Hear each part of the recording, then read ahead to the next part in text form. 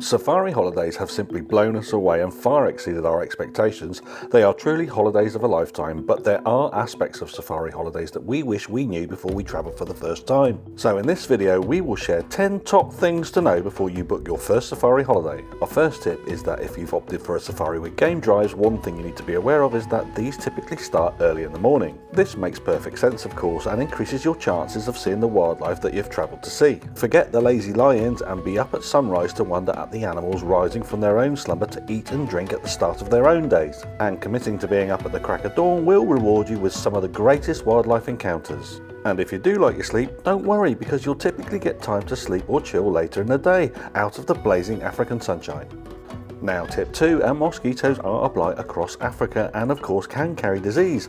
You should always seek advice from your doctor about vaccinations suited to your destination. Even in malaria-free areas, mosquitoes can be a problem, and bite prevention is your best defense, and mosquito repellents containing DEET can be helpful, but remember to apply it in the morning and in the evening too. This may not be enough, however, an additional plug-in repellent for your room may also be needed. And you may want to even sleep under a net. However, whilst outside, wearing clothing that reduces exposed skin is the best bet we found. If you're prone to being bitten, loose-fitting long-sleeve shirts and trousers are probably the best, with socks and enclosed footwear. And of course, neutral colours such as olive or khaki are preferred. Blue colours should also be avoided, as they are thought to attract the tsetse fly, which is a hazard in some areas of Africa. And if you're very concerned, you can buy clothing impregnated with permethrin, which repels mosquitoes. Now tip 3, and Africa is a vast place, and it sounds obvious, right? But that does mean that travel times between locations can be long, with many hours spent travelling to and from your various game drives.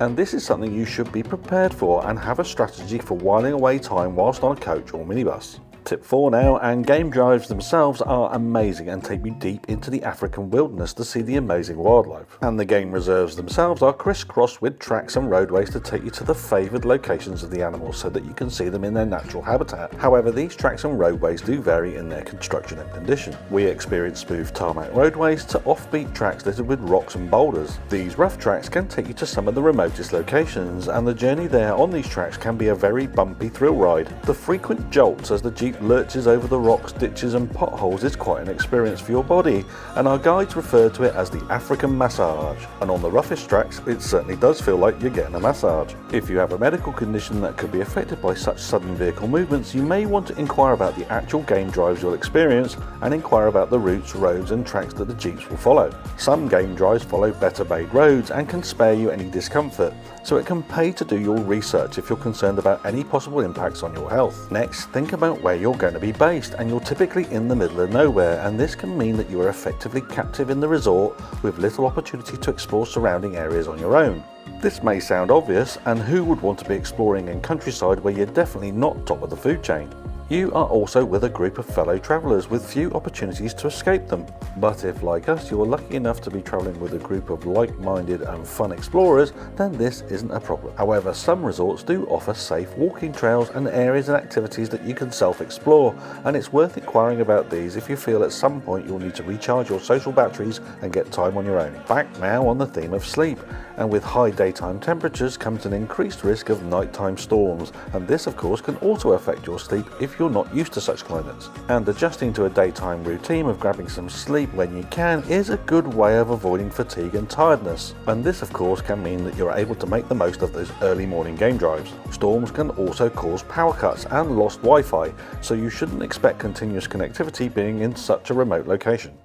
Our next tip is to take a good camera and take even better binoculars, and you're almost certain to get many amazing wildlife encounters, and some up close and personal too. But some sightings of wildlife will be at a distance, and having a great camera will help you capture these special moments. You may be thinking, what about the camera on my phone? And many modern phones these days have cameras that are more than adequate, particularly if they have a zoom function. But for ultra close-up photography or for rare spottings in the distance, there's nothing like an SLR camera with a zoom lens, and we learned this the hard way. But if you're thinking that you can't afford a high specification camera, then do invest in a pair of binoculars. Even a cheap pair of binoculars will get you closer to the wildlife than most phone cameras will. And getting close-up views of the wondrous wildlife is of course what you came for. So for our next tip, and your resort may be cashless, and you're having an incredible time in the most remote wilderness of Africa, and it's likely that the only place you'll be able to spend any money is on the resort where you're staying.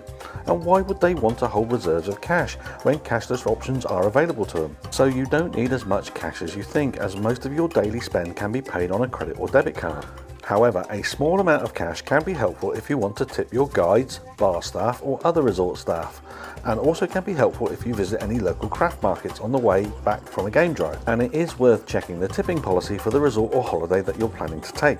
Our next tip is to consider the season in which you're travelling, and this can greatly influence your experience on the safari. The dry season can see the wildlife congregate near water sources, and this can make sightings easier and more frequent, including predators looking for an easy meal. And these times are often preferred, particularly for first-time safaris. Travelling just after the wet season sees fewer visitors to the reserves, and the countryside is often lush and green, and this can give you a wilder, more remote feeling and experience. For safaris in South Africa in winter, temperatures are also a consideration for those early morning game drives, and you may need to take additional clothing so that you're warm enough as you head out on the game drives. And our final point may also seem obvious, but the food that you are typically served includes fruits, vegetables and meats from the land surrounding you, and meals often include game and animals of the type that you were trying to spot only hours earlier.